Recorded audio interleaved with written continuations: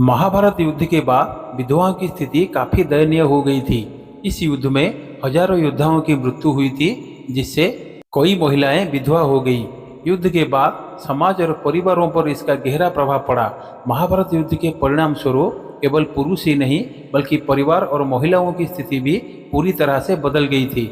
लेकिन कुछ कथाओं में यह भी कहा जाता है कि उस विधवाओं को देश के आश्रम में रहने वाले मुनि ऋषियों की सेवा में नियोजित किया गया था। और भी कुछ विधवाओं को राजा महाराजाओं ने अपनी अपनी राजमहल में काम करने के लिए रखा था। इसी के साथ यह भी सुना जाता है कि बचे कुचे कुछ कम उम्र के विधवाओं को गांव में रहने वाले जमींदारों ने अपनी भोग विलास करने के लिए रख लिया था। लेकिन असलियत में युद्ध के बाद उस विधवाओं के साथ क्या घटित हुआ और वो रोज रोज किस दौर से गुजरते थे, जानने के लिए चैनल को सब्सक्राइब करके वीडियो के अंत तक बने रहिए।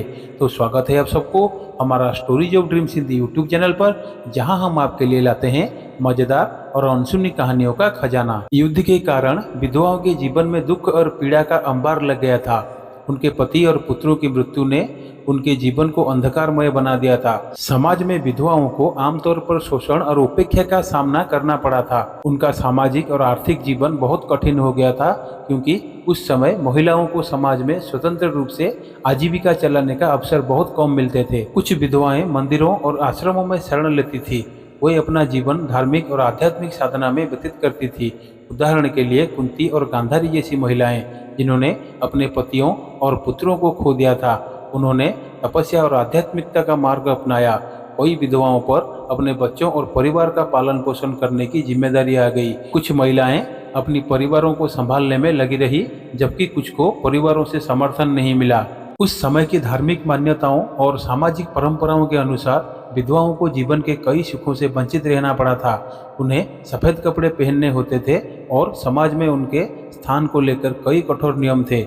महाभारत युद्ध के बाद विधवाओं और समाज के लिए पुनर्निर्माण का समय था, लेकिन विधवाओं की स्थिति में तत्काल सुधार नहीं हुआ। हालांकि कुछ मामलों में महिलाओं ने कठिन परिस्थितियों का सामना करते हुए भी अपने जीवन में संतुलन लाने की कोशिश की। महाभारत युद्ध के बाद की विधवाओं की स्थिति पर चर्चा को आगे बढ़ाते हुए यह भी समझना जरूरी है कि उस समय की सामाजिक संरचना और नियम उनके जीवन को और भी कठिन बना देती थी। महाभारत काल के कुछ समाजों में सती प्रथा का पालन होता था, जिसमें पति की मृत्यु के बाद उनकी पत्नियों को भी उनके साथ चिता में जलकर प्राण त्यागने के लिए बाध्य किया जाता था। हालांकि महाभारत में इसका कोई प्रत्यक्ष उल्लेख नहीं है, लेकिन इस प्रथा का प्रभाव उन समाजों में महसूस किया जाता था जहां युद्ध के बाद बड़ी संख्या में विधवाएं थीं। सती प्रथा उन विधवाओं के लिए एक सामाजिक दबाव का रूप बन गई, जिन्होंने इस नियम को चुनौती नहीं दी। इसी के साथ विधवाओं के पुनर्विवाह का समर्थन नहीं किया जाता था। उस समय की परंपराएं और मान्यताओं इस बात की अनुमति नहीं देती थी कि विधवाएं दोबारा विवाह कर सकें, जिससे उनका जीवन अकेलापन और असुरक्षा से भर गया था। कई महिलाओं को आजीवन विधवा का जीवन बिताना पड़ा था। महाभारत युद्ध में बहुत सारे राजा और राजकुमार मारे गए थे, जिससे उनकी रानियां और अन्य महिलाएं विधवा हो गई थी। राजघराने की विधवाओं के पास कुछ हद तक अधिकार और सम्मान था, लेकिन वे भी सामाजिक नियमों और परंपराओं से पूरी तरह से मुक्त नहीं थी। महाभारत के बाद की कई महिलाएं, विशेषकर विधवाएं, आश्रमों में चली गई, जहां उन्होंने धार्मिक और आध्यात्मिक जीवन व्यतीत किया। यह उनके लिए एकमात्र ऐसा मार्ग था जिससे वे समाज से अलग होकर अपने दुखों का समाधान पा सके। कुंती, गांधारी और द्रौपदी जैसी महिलाएं, जिन्होंने अपने जीवन में कई कठिनाइयों का सामना किया, अंत में तपस्या और धर्म का सहारा लिया। महाभारत युद्ध के बाद पांडव और कौरव दोनों ही कुलों में कई महिलाएं विधवा हो गई। उदाहरण के लिए द्रौपदी खुद पांचों पांडवों की पत्नी थी और युद्ध के बाद उनके पांचों पुत्र मारे गए थे। वो भी इस गहरे दुख से गुजरी। युद्ध के बाद भी इन परिवारों में माताओं और पत्नियों का दर्द बना रहा, जिससे उनका जीवन संघर्षमय हो गए। अतः युद्ध के बाद विधवाओं का जीवन एक कठिन परीक्षा और संघर्ष से भरा हुआ था। सामाजिक, धार्मिक और आर्थिक चुनौतियों के बीच उनका जीवन गहरे दुख और असुरक्षा में व्यतीत हुआ, लेकिन कुछ ने धर्म और तपस्या के माध्यम से अपने जीवन में संतुलन लाने की प्रयास किया। युद्ध के बाद विधवाओं के जीवन में दुख और संघर्ष के साथ साथ कुछ सकारात्मक पहलू भी देखने को मिले।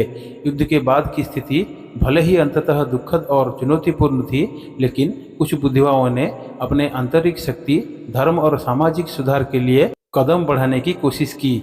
दोस्तों, इन पहलुओं को विस्तार से समझते हैं। महाभारत के बाद धार्मिकता और नैतिकता की प्रतिष्ठा की बात की गई।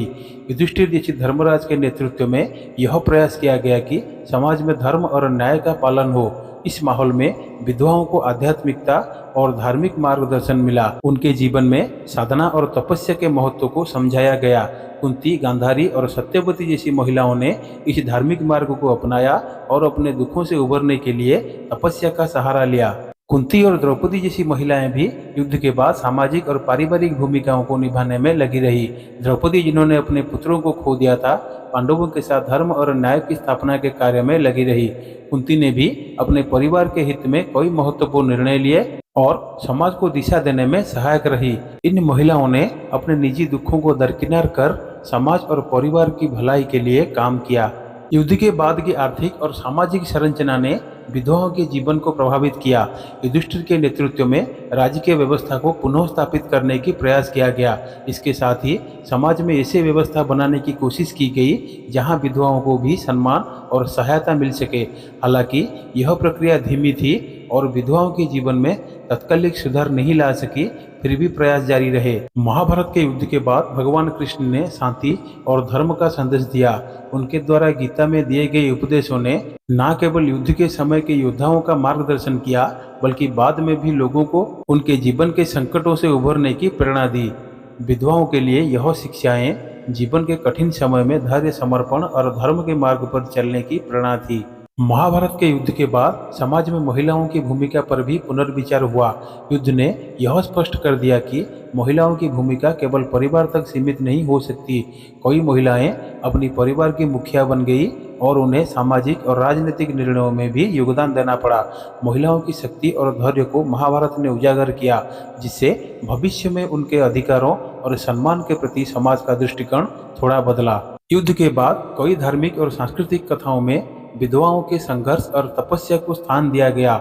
उनकी कहानियां समाज को यह संदेश देती थी कि विधवाएं केवल शोक और दुख की प्रतीक नहीं हैं, बल्कि वे समाज में महत्वपूर्ण भूमिका निभा सकती हैं। उनके धैर्य, समर्पण और आत्म बलिदान को महान आदर्शों के रूप में प्रस्तुत किया गया। महाभारत के युद्ध के बाद विधवाओं की स्थिति अत्यंत कठिन और चुनौतीपूर्ण थी, लेकिन उनके जीवन में केवल दुख ही नहीं था।